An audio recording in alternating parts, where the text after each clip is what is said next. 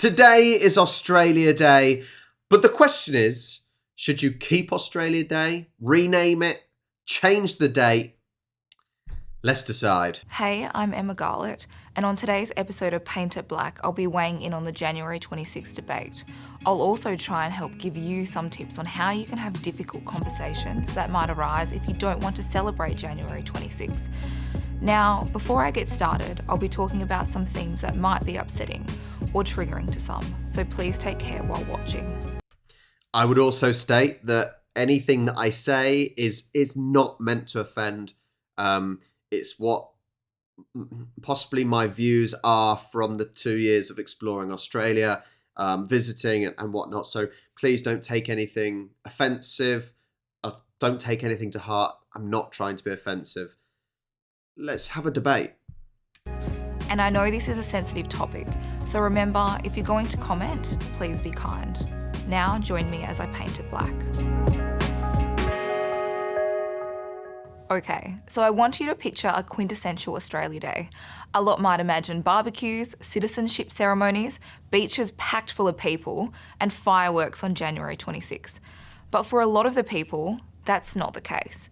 They'll be reflecting on what the day means.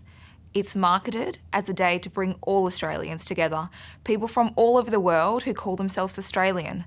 But for the very first Australians, it's not a day of inclusion or celebration. Now, to those watching this who might feel the need to say something like, blah, blah, blah, changing the date comes up every year, or it's just time we accept it, mostly on social media, I want you to think about why the conversation about the date keeps coming up every year. It must be pretty important to the people negatively impacted by January 26. I heard a really good analogy about the date a few years back. I was told to think of it as if someone broke into your home, destroyed some of your precious belongings, stole from you, and overall traumatised you. Then, every year on that date, they come back to your house and have a party about it.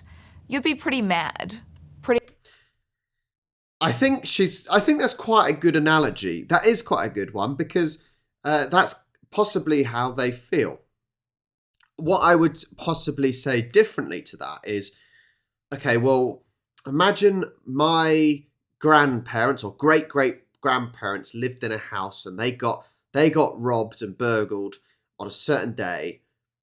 They're not around anymore, and we've moved and whatnot, and then the burglars go back to that house. Well, how much, that may seem a bit basic and whatnot, but how much does that really affect me generations and generations and generations down the line from when it first happened? I don't know if that's right. That might be complete nonsense. You might be thinking, Rob, shut up, you're an idiot. But you could say the same. Look, in England, we are a country that was constantly invaded. But there's only so much time you can live in the past. And yes, granted, there isn't an England Day, the St. George's Day, but I don't think it's really celebrated much. It's a difficult one, and clearly there is a minority. It is a minority that are upset, and it is a reminder of what happened. I would also say, don't Aboriginals say that no one owns the land? So pretty upset about people partying over your trauma, right? You could see that this is how some people feel about January 26, the day in 1788 the first fleet landed on Australian soil, and the day that marked the start of a lot of trauma for First Nations people. You might have seen on social media or people wearing clothes saying they're not the date to celebrate. It's a day that's been marketed as a day to bring all Australians together. But for many First Nations people, it's isolating, cruel and triggering. The grassroots campaigns and calls to raise public awareness of the problems with Australia Day have been getting louder over the years, and this year in particular, one organisation has taken the conversation one step further. This year, fashion brand and Aboriginal-owned not-for-profit Clothing the Gap has posed a new question. The question has come about through conversations and consultation with First Nations communities around Australia about how January 26 or Australia Day can be framed. They are change the date, abolish the date, or rename and reframe the date. Those who want to change the date, it's pretty self-explanatory. For many people, January 26 is painful for First Nations people and marks the beginning of genocide and invasion. Change the Date advocates that Australia Day should be for all Australians, and if we change the date, we can create an inclusive national holiday for people in this country. To be fair, I'm on the lines of change the date. I think the name's fine, but even change it to the 27th or the 28th. If that gets rid of this angst and frustration and people being upset, then is it really a big issue? Change it a day or two. It's not going to make much difference in the calendar because look, calendars have a schedule, don't they, almost, where and you try and fit things in. Let's be honest, Christmas was only put on the 25th of December because it fitted well in the calendar. It was no other reason. That's not actually when Jesus was born. It was just because it fitted in the calendar. So really, is it going to make a difference if they change it a day or two to the grand scheme of things? If it means that some people are less upset and it's causing less trauma for people, I don't really see a problem with that, surely. Abolish the date. Clothing the Gap said those who support Abolish Australia Day advocate that the day should be removed altogether. To supporters, simply changing the date only seeks to entrench Australian nationalism. Changing the date without action and treaty only moves the celebration of unfinished business to another date. And finally, out of a lack of action from the government and ignorance from some of the public, the thought to rename and reframe the date has formed. Supporters believe renaming Australia Day by referring to it as Invasion Day, Survival Day, or a day of mourning centres First Nations people in the conversation and acknowledges the ongoing pain and trauma of colonisation.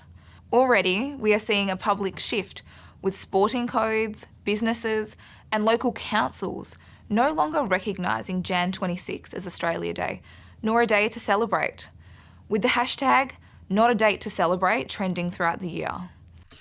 Can I just stress, being from England, I did just say this, we have St. George's Day, right? For starters, a load of nonsense, but that is meant to be the day that you celebrate, I suppose, being English. But for starters, what the hell does it mean to be English? And secondly, who really cares? I always say this, you are lucky to be born where you are if you're born in Australia, if you're born in England, and you're unlucky to be born in certain other places in the world. It doesn't matter where you're from. We're all the same race. We're all the same people. There is no such thing as racism because we are all the same race. We're all bleeding red, basically. So it doesn't matter where you're from. Actually, having borders, and country borders is what causes problems in the world. Because it's my land. It's my land. Well, actually, it's everyone's land. Just so happens that you were born at that location. That is all it is. So look, get rid of Australia Day. It doesn't mean anything. It is just a day for some people to have a day off. Not everyone, obviously. It's a pointless day. In England, we don't have a day like this, really. We don't celebrate being English. Get rid of it. There you go. Problem solved. So, where do you sit on this debate? I've just said. If you want more information on the debate, I urge you to check out Clothing the Gap on Instagram or on their website. They have some really in-depth and well-researched information. I'll post a link to them in the description. Now, I understand if you make it public that you don't want to celebrate January 26, some difficult conversations might arise. Whether you're a First Nations person or an ally, these conversations might be hurtful, confrontational, or even angry. Reach Out, an online mental health service, has put together some tips on how to have conversations around Australia Day and some strategies if it all becomes too overwhelming. Some of their strategies include to attend or volunteer at an Aboriginal and Torres Strait Islander festival, start a conversation with a trusted friend on the topic. If you're struggling with your mental health, you can call Lifeline on 13 11 14 or contact 13 Yarn, that's 13 92 76. Take time to connect with friends and family, connect to culture, switch off from social media, or even simply change the topic. For more information, head to the Reach Out website. I'll post a link in the description. While you think about what January 26 means for you, let's have a look at how we got here. Like I mentioned earlier, on January 26, 1788, the first fleet landed in Australia led by Captain Arthur Phillip. That marked the beginning of European settlement on the soil that was home to Indigenous people for more than 60,000 years. The day was also known as Foundation Day and First Landing Day until 1935, when all Australian states and territories used the name Australia Day to mark January 26. But Australia Day was not consistently celebrated as a public holiday across Australia on the specific day of January 26 until 1994. And this has been an argument against the sticking point amongst most people who... I just want to see some of these comments. Thank you for sharing it. Unbelievable that we're still debating this. Does any other nation on earth promote a national holiday celebrating state-sanctioned genocide? My family is Indigenous, as are my children. We will be celebrating Australia Day with everyone else. Why? Because we can't change history, but we can learn from it and move forward. That's the great point, right? It's not all Aboriginal or Indigenous people that are against this. At the end of the day, I'm not going to say it, said, look, you can't change history. You can't change history. Look, if we could stay angry, then we would still hate the Germans. But they're not, the Germans of today, it's not their fault. It's not, they're not to blame, are they? Time does move on. How some of these Aboriginals are saying, oh, how offended and upset they are. Do they remember what happened? Now, granted, what happened was awful in the end, because the British and the Portuguese and the Spanish, etc., they went over to the Americas, they went to Australia, and they spread diseases. They killed, they did treat the Aboriginal, the Indigenous people poorly, really poorly. But in 1994, when it just said that the Australia Day holiday was created, I'm pretty sure no one is around from then that did that.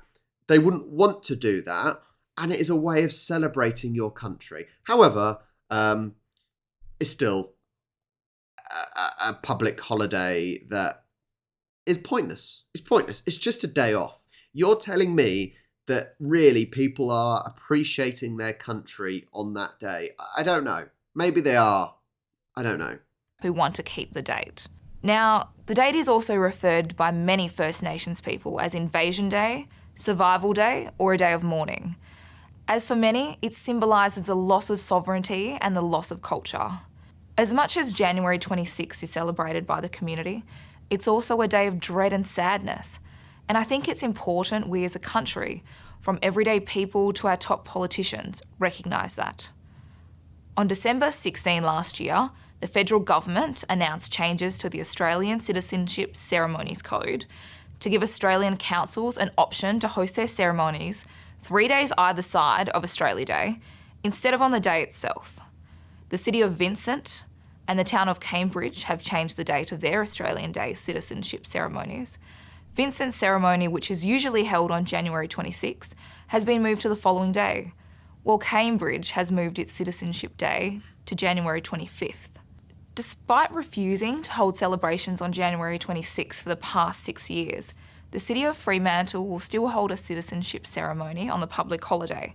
However, there won't be any kinds of celebrations in Fremantle. Fremantle's annual one-day event will go ahead on January 28th at the Woyullup Court, featuring Thomas Mayo, a leading advocate for First Nations voice to Parliament. He has travelled the country since 2017, campaigning for the Statement from the Heart.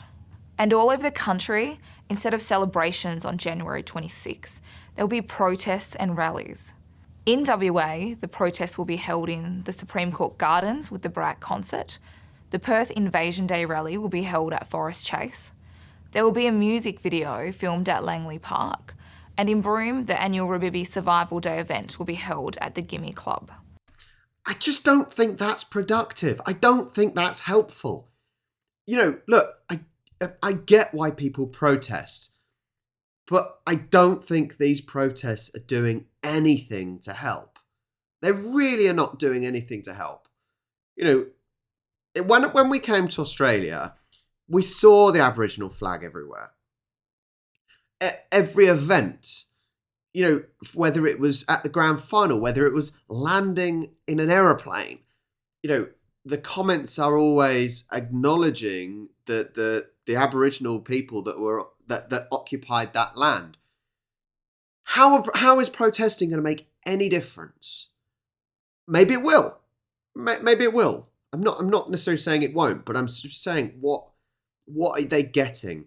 Because what annoys me a little bit when I'm watching these videos are these sort of self-righteous people that weren't around. They have no memory of it.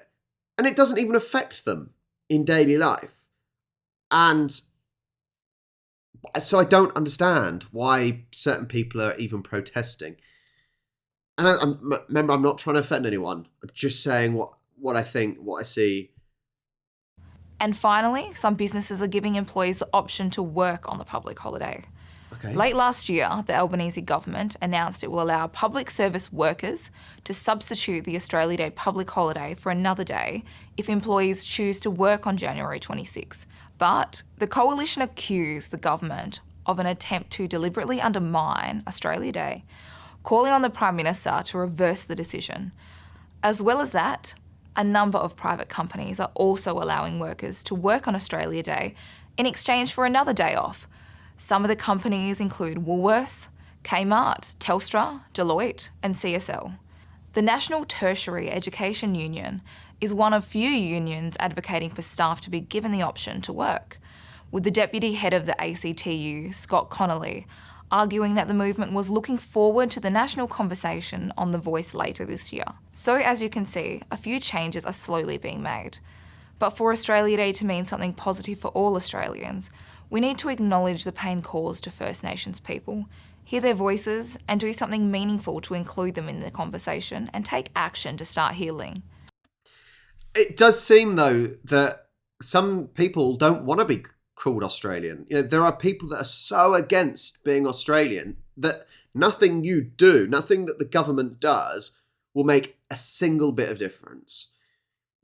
Let's be honest, Australian government is not going to be giving just land back to Aboriginal people that is currently used by Australians, whether that's Indigenous or non-Indigenous.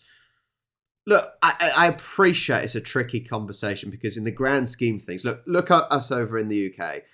We've been invaded and everything over hundreds and hundreds and hundreds of years, thousands of years now. And for us, it doesn't really make any difference. So I appreciate for this is a lot fresher, right? It's a lot fresher.